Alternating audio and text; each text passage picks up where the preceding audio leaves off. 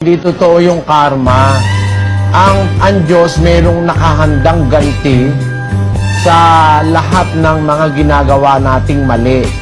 Yun sa araw ng paghukom, hindi ngayon yun. Kung meron mang pagganti ang Diyos sa ating ginagawang mali, pagdating ng paghukom.